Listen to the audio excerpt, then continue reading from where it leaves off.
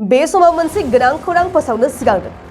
बलिउडनि superstar Salman खाननि सायाव मोनसे गोख्रों अजद। नाथाय सोर खालामदों बे गोख्रों अजदखौ? नंगौ, बलिउडनि सुपारस्टार सलमान खाननि सायाव गोख्रों अजद खालामदों आगुनि एक्स गार्लफ्रेन्डआ। एक्स गार्लफ्रेन्ड चमी आलिया अजद खालामनाय बादिब्ला मोजां मोनलायनाय समाव सलमान खानआ गावखौ सिगारेटजों सावदों। बेनि अनगायैबो माखासे बोसोरसिम बुबाय थाबोदों होननानै सलमान खाननि सायाव गोख्रों अजदखौ खालामदों एक्स गार्लफ्रेन्ड चमी आलिया। बलिउडनि दाबां खानजों बे समाव मोजां मोनलायनाय गैयाब्लाबो नाथाय एक्स गार्लफ्रेन्ड चमी आलिया गोलाव समनि उनाव गोख्रों अजदखौ खालामदों। फावखुंग्रि चमी आलिया सलमान खानखौ थांखिनानै बुंबावदों, आइजो माहारिखौ बुग्रा बेबायदि फावखुंगुरजों गुबुन आइजोफोरा सावथुनाव फाव खालामनायनिफ्राय जानगाराव थानांगौ।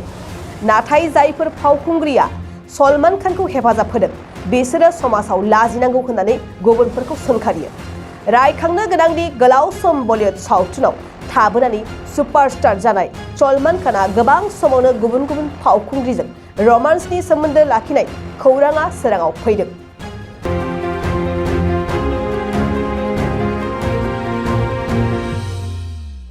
नोंथाङा सानाय सुनाय बेरामनि जेंनायाव गोग्लैदों नामा? जुदि नोंथाङा सानाय सुनाय दंब्ला जिंगासिनांगौ गैया। चिरां जिल्लानि बेंटल गेट साफागुरियाव दायो एसआइ निउर' थेरापि सेन्टार दंसै। बे थेरापि सेन्टाराव नोंथाङा गोरलैयैनो देहानि सानाय सुनायखौ फाहामथाय लानो हागोन। बे आथिं सानायानो जाग्रोदों, ओमफ्राय जानाया एसे सिगांनिफ्रायनो जाखादों, ओमफ्राय बिदिनो गुबुन गुबुन मुलि जाबाबायदों, ओमफ्राय हामाखै। दिनैनि ट्रिटमेन्टआ नङा, आङो एसे मोजां मोनसिनबाय। जेरै सिं सानाय, आफादावदै सानाय, मोदोम जरा सानाय, आइजोफोरनि जेंना, खर' सानाय बायदि बेरामखौ फाहामनाय जायो। लोगोसेयैनो बे सेन्टाराव थानानै फाहामथाय लानो हानायनिबो सुबिदा खालामदों।